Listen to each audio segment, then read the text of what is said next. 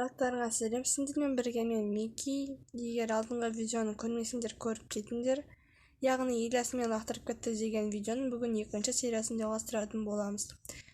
Платно кеттік. Негізінде ол видео менде жай ғана әзіл үшін шығарылған болатын. Әзіл дегенде жай шығарылды, себебі ол видеода мені Ильяс чысыға тығып тастаған болатын.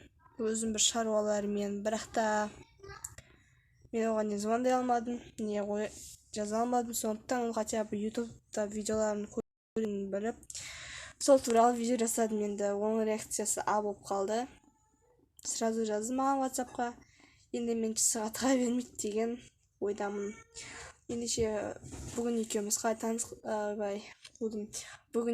қалай сөйлескенімізді айтатын боламын. Ендеше кеттік. Сол видеоны көргеннен кейін ол маған сатқан жоқпын, ана-мынау деп айтты. Сосын мен оған чысыға тығып тастағанымды айттым. Сосын кішкене ренжісіп қалдық. Одан кейін ол менен кешірім сұрады, сосын оны кешірдік.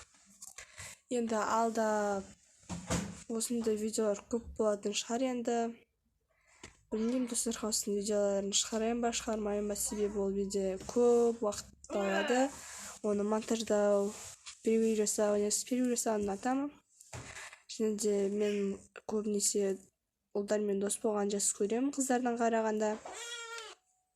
Ал ладно. Онда сендермен бірге болғаннан Мики, бұл видео қысқа болып қалғанына кешірім сұраймын. Бірақ та не істерімді білмедім енді. Қазір Ильяс екеуміз видеода түсіретін шығармыз. Онда сендермен бірге болғаннан Мики, сау болыңдар.